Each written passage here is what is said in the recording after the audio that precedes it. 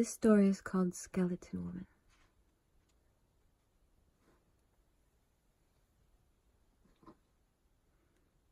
She had done something of which her father disapproved, although no one any longer remembered what it was.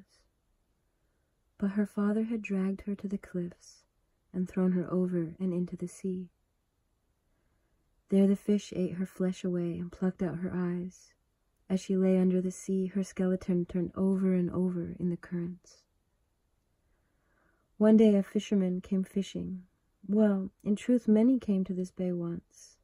But this fisherman had drifted far from his home place and did not know that the local fishermen stayed away, saying this inlet was haunted.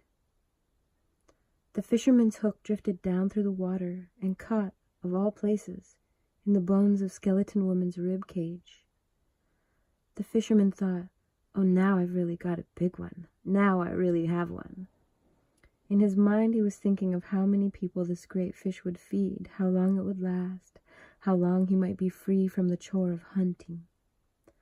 And as he struggled with this great weight on the end of the hook, the sea was stirred to a thrashing froth, and his kayak bucked and shook, for she who was beneath struggled to disentangle herself, and the more she struggled, the more she tangled in the line. No matter what she did, she was inexorably dragged upward, tugged up by the bones of her own ribs. The hunter had turned to scoop up his net, so he did not see her bald head rise above the waves. He did not see the little coral creatures glinting in the orbs of her skull. He did not see the crustaceans on her old ivory teeth.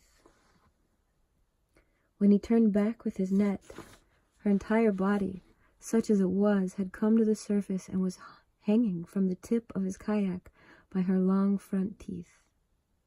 "Ah!" cried the man, and his heart fell into his knees, his eyes hid in terror on the back of his head, and his ears blazed bright red.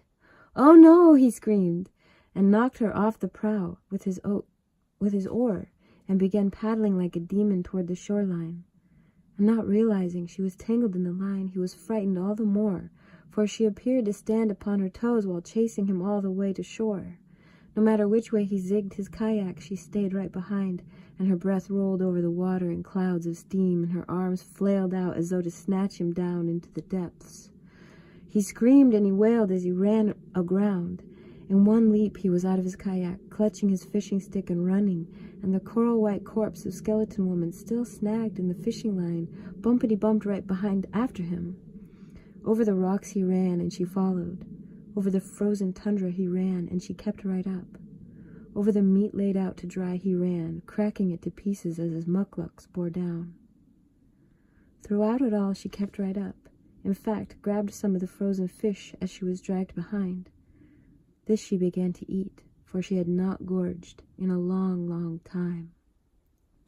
Finally the man reached his snow house and dove right into the tunnel, and on hands and knees scrabbled his way into the interior. Panting and sobbing, he lay there in the dark, his heart a drum, a mighty drum. Safe at last, oh so safe. Yes, safe, whew, thank the gods, Raven, yes. Thank Raven, yes, and all bountiful Sedna, safe at last. Imagine when he lit his whale lamp, there it, lay in a tumble upon his snow floor, one heel over her shoulder, one knee inside her rib cage, one foot over her elbow. He could not say later what it was. Perhaps the firelight softened her features, or the fact that he was a lonely man. But a feeling of some kindness came into his breathing, and slowly he reached out his grimy hands, and using words soft like a mother to a child, began to untangle her from the fishing line. First he untangled her toes, then the ankles. On and on he worked into the night, and dressing her in furs to keep her warm, Skelton Woman's bones were all in the order a human's should be. He felt into his leather cuffs for the flint, and used some of his hair to light a little more fire. He gazed at her from time to time as he oiled the precious wood of his fishing stick, rewound the gut line, prepared for the hunt. And she in the furs uttered not a word. She did not dare, lest this hunter take her out and throw her down to the rocks and break her bones to pieces utterly. The man became drowsy, slid under his sleeping skins, and soon was dreaming. And sometimes as humans sleep, you know, a tear escapes from the dreamer's eye. We never know what sort of dream causes this, but we know it is either a dream of sadness or longing. And this is what happened to the man. The skeleton woman saw the tear glisten in the firelight, and she became suddenly so thirsty. She tinkled and clanked and crawled over to the sleeping man and put her mouth to his tear. The single tear was like a river, and she drank and drank and drank until her many years-long thirst was slaked. Then, while laying beside him, she reached inside the sleeping man and took out his heart, the mighty drum. She sat up and banged on both sides of it. Bum, bum, bum, bum. As she drummed, she began to sing out. And the more she sang, the more her body filled out with flesh. She sang for hair and good eyes and nice fat hands. She sang the divide between her legs and breasts big enough to wrap for warmth, and all the things a woman needs.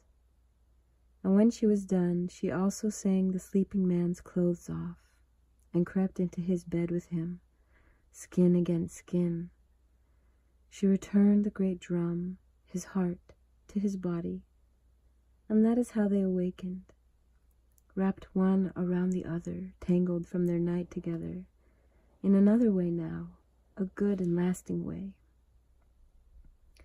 The people who cannot remember how she came to her first ill fortune say she and the fisherman went away and were consistently well fed by the creatures she had known in her life underwater.